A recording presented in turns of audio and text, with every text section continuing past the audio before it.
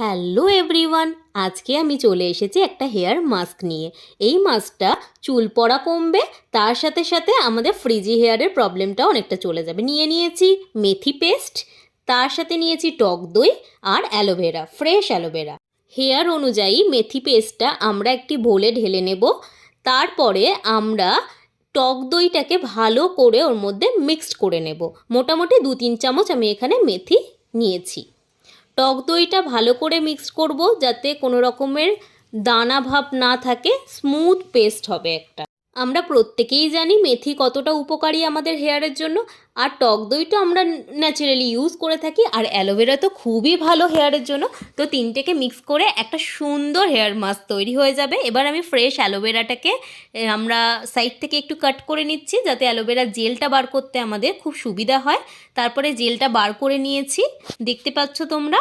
এরপরে আমরা জেলটাকে ভালো করে ওই স্মুথ পেস্টের মধ্যে মিক্সড করে নেব যাতে একদম ভালোভাবে মিক্স হয়ে যায়। আর একটু টক দই মিক্স করে নিলাম যাতে কনসিস্টেন্সিটা একদম ঠিকঠাক থাকে। তো তার জন্য আমরা একটু দই নিয়ে দেখো কনসিস্টেন্সিটা কীরকম থাকে। তো তোমরা দেখতেই পাচ্ছ আমার হেয়ারটা কতটা রাফ হয়ে গেছে। পার্লারে অনেক দিন স্পা করাতে পারি না, তাই জন্য বাড়িতেই একটা হেয়ার মাস্ক তৈরি করে নিলাম। দেখো তোমরা রেজাল্টটা কীরকম পাই। এবার আমরা অ্যাপ্লাই করছি মাস্কটা। আগে প্রথমে আমরা সামনে স্ক্যাল্পে ইউজ করে নিচ্ছি, তারপরে যেটা এক্সট্রা বাঁচবে সেটা আমরা হেয়ার শ্যাফটে ইউজ করব। আমাদের মোটামুটি ভালোভাবে স্ক্যাল্পে ধরে ধরে ইউজ করতে হবে যাতে প্রত্যেকটা পজিশানে আমাদের এই মাস্কটা অ্যাপ্লাই হয়। তো এবার আমরা একটু হালকা মাসাজ দেব যাতে স্ক্যাল্পে ভালোভাবে মাসাজ হয়, যাতে ড্যান্ড্রফ থাকলে সেটাও অনেকটা পরিমাণে ক্লিন হয়ে যেতে পারে।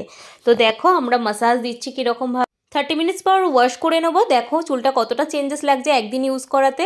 ভিডিওটা ভালো লাগলে please like, comment, share and subscribe করে দিও। আজকের মতো টাটা সবাইকে।